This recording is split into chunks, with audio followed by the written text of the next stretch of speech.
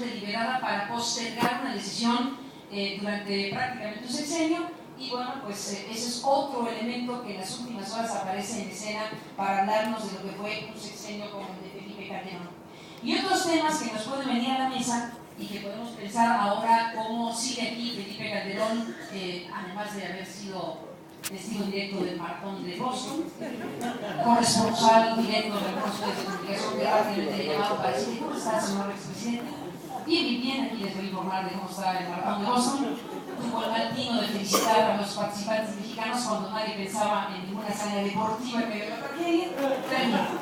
O sea, con pequeños detalles de crónica de alguien improvisado por el momento y la circunstancia, tenemos pues a Felipe Calderón entre nosotros de estas maneras. Y el haya sido como haya sido es el magnífico proceso de la caricatura de ir retratando un sexenio como el de Felipe Calderón. Este sexenio que junto con el de Vicente Fox nos ha dado a los periodistas y a los analistas por acuñar la frase de que se conformó la docena trágica. Entre Fox y Calderón tenemos un periodo terrible de la historia mexicana que desde luego en la parte de Calderón se agravó con el tema de la violencia, se agravó con las circunstancias de todos conocidas y que tienen que ver con pues decisiones que se tomaron a la luz de un, digámoslo así, solamente déficit de legitimidad. Ante un déficit de legitimidad hubo que tomar decisiones que dotaran de esa legitimidad escasa pues a un gobierno que empezaba. Y entonces se tomaron decisiones terribles, decisiones que al paso de los años y al paso del tiempo y con cada vez más información, incluyendo la que nos ofrece Wikileaks, por ejemplo, y sus cables maravillosos donde podemos leer entre risa y llanto cómo es que sucedieron cosas tan trascendentes entre el gobierno de los Estados Unidos y el gobierno de Felipe Calderón para tomar las decisiones que se tomaron y colocar a México en medio de una circunstancia tan dramática y que llega a tomar tintes de tragedia humanitaria, de crisis humanitaria, si nos atenemos a los miles de muertos, a los miles de desaparecidos, a las listas que aparecen en este principio de sexenio, pero que dejaron al fin de sexenio y que nos hablan de una lista no depurada, pero por depurarse de 20 y tantos mil desaparecidos, por dar un botón de muestra de lo que puede ser el análisis general de un sexenio como el de Calderón. Haya sido como haya sido, es una frase que decidió tomar, supongo que Camacho, o supongo que Rafael, o supongo que el editorial, o todos juntos, o como hayan decidido tomar haya sido como haya sido, le pusieron el título en cuestión. Y no recuerda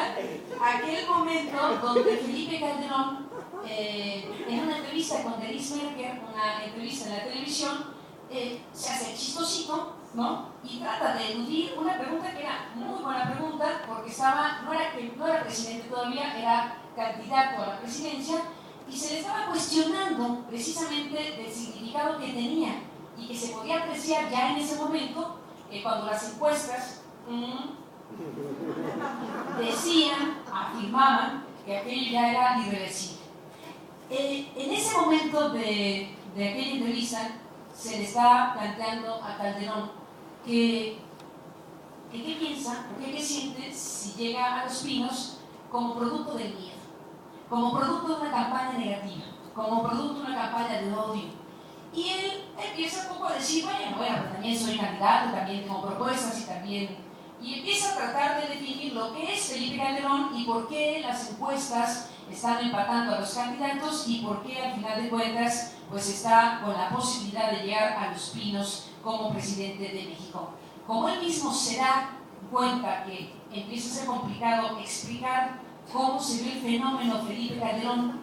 y empieza a encontrar dificultades para explicar cómo logró revertir una distancia tan grande entre un candidato y el otro, pues entonces surge la famosa frase que ha dado hasta para titular este libro. Cosa que debe agradecerse porque es una frase muy productiva. Estamos frente a ese haya sido como haya sido, que nos coloca frente a este gran tema de las democracias. y que deberíamos preguntarnos todo el tiempo, y que incluye al actual gobierno si nos regresamos a otros asuntos, si nos atendemos a otros asuntos como el Monex-Gate, por ejemplo. Los escándalos de la elección pasada, bueno, pues están apenas ahí, ¿no? Que una comisión en el legislativo y que a lo mejor algún día se nos algo y que el Monex-Gate y que las triangulaciones, bueno, algunos millones de pesos pueden identificarles, no sabemos cuántos ni de dónde, pero ahí estuvieron triangulados por las instituciones de las finanzas mexicanas, como Monex en particular, y bueno, pues tenemos esos elementos de esas historias que supongo cuando acabe este sexenio a lo mejor podremos saber con mayor claridad. Pero tanto el caso Monex-Gate y las circunstancias conocidas muy ampliamente, yo digo el elefante en la sala, ¿no? Lo que todos vimos, pero que no se registró en las incidencias procesadas ni por el INE ni por el tribunal, las publicó The Guardian, pero luego se vio obligado a decir que mejor se disculpaba